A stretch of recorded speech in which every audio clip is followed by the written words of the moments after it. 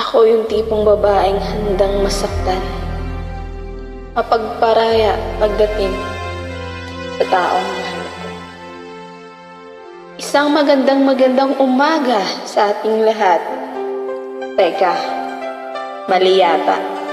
Isang masakit na umaga sa ating lahat.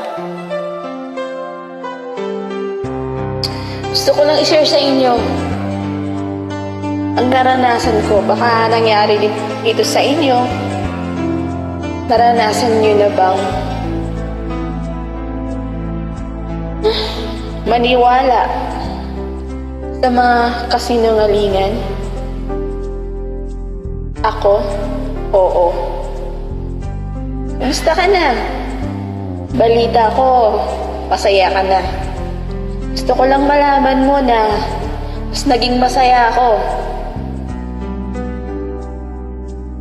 nung wala na tayo. Mas naging masaya ako nung hindi mo na ako kinukulit. At gusto ko lang balikan ang story natin noon. Naalala mo po ba kung paano ka nagmamakaawa sa akin noon? Oh yes, balikan natin kung paano ka humingi ng second chance sa akin. Kahit alam mong meron na akong boyfriend noon, alala ko pa, nung birthday ko, bigla kang nag-text sa akin at binati mo ako ng happy birthday. Laking gulat ko na lang dahil nagparamdam ang ex ko. At ang ikinagulat ko pa ay yung text dahil ang pagkakaalam ko, hindi ka marunong mag-text.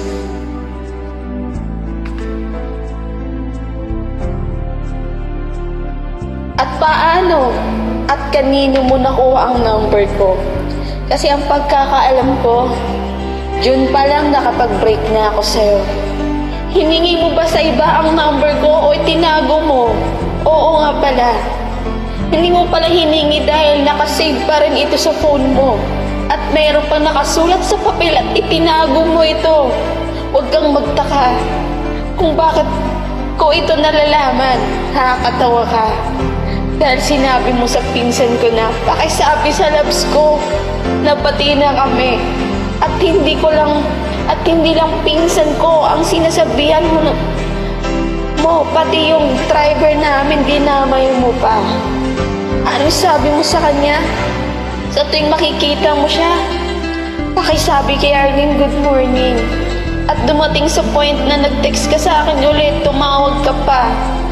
Nga kaso, hindi ko sinagot dahil new number ito.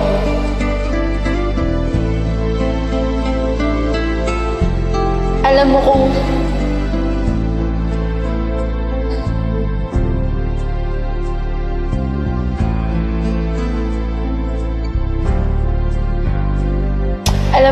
kung anong laman ng text mo sa akin. Hi, ang sagot ko naman sa'yo, who is this? Where did you get my number? Noong naalala ko yung dulo ng number mo na nag-text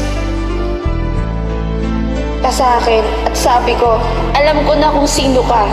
Ayoko ng gulo, masaya na ako. Kung anong meron ako at higit sa lahat, may boyfriend na ako. Kaya please, huwag mo na akong guluhin pa. Hanggang sa dumating sa point na nangungulit ka sa akin. Lagi mo akong tinatawagan at lagi mo akong tinatanong sa nakaraan natin. Tinatanong mo kung minahal ba talaga kita dati. Hindi pa ako nakasagot sa tanong mo pero